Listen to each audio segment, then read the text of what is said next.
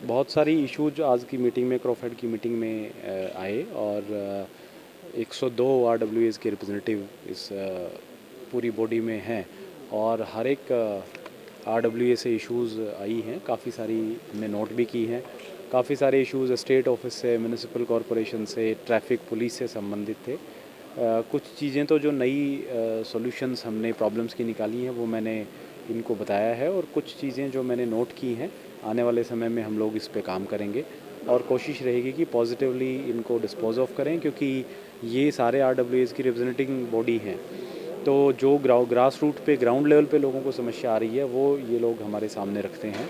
तो हमारा दायित्व है कि इसको टाइमली सॉर्ट आउट करें और ये एक बड़ी पॉजिटिव पहल है। मैं क्रॉफेड के सभी जो पदाधिकारी हैं हमारे, उन सबको बहुत बधाई देता हूँ इसके लिए और मैं ये आश्वस्त करता हूँ सब लोगों को कि इस प्रकार का जो समन्वय है प्रशासन के बीच में और आरडब्ल्यूएस के बीच में वो आगे भी जारी रहेगा। प्रशासन के द्वारा पब्लिक डीलिंग वाले दिन तय किए गए हैं, हफ्ते में 3 दिन, मंडे, वेडनेसडे और फ्राइडे।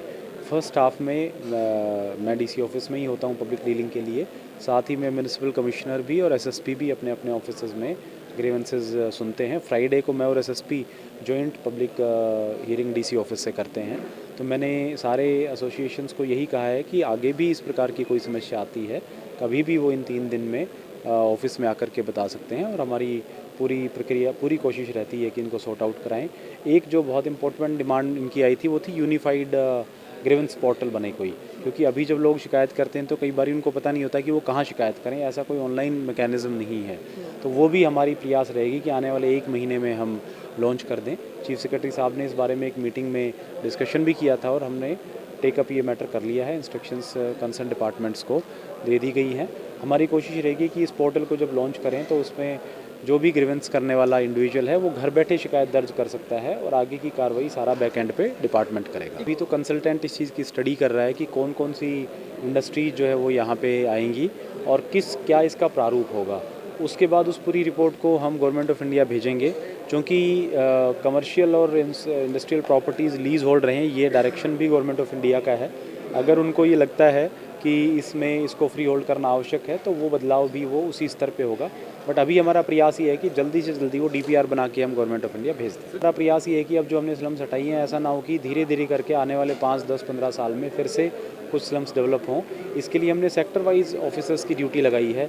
हर एक सेक्टर में एक जेई की ड्यूटी है और उसको कहा गया है कि वो एक एफिडेविट सबमिट करेगा जिसमें वो बताएगा कि वीकली एफिडेविट होगा कि उसके इस एक हफ्ते में कोई नई स्लम उसके एरिया में नहीं आई है। इससे इंश्योर होगा कि कम से कम उस एरियाज़ में नई स्लम्स डेवलप ना हो। हमने रिटर्न में ऑर्डर्स किए हैं कि वो वीकली रिपोर्ट हमें देंगे कि उनका जो अलॉटेड एरिया है उसमें क्या कोई नई स्लम का डेवलपमेंट है या नहीं है। अगर कोई नई स्लम आती है तो क्योंकि स्लम की शुरुआत शुरू में कुछ झुग्गियों से होती है तो उसको फिर तुरंत हम एक्शन लेकर के वीकेंड पे हटा देंगे। इसकी पुलिस वेरिफिकेशन का एक मांग आई है, क्योंकि लोग कहते हैं कि कई बार पुलिस वेरिफिकेशन ना होने की वजह से सेफ़ नहीं है इस प्रकार के वेंडर्स लोगों के बीच में घूमें।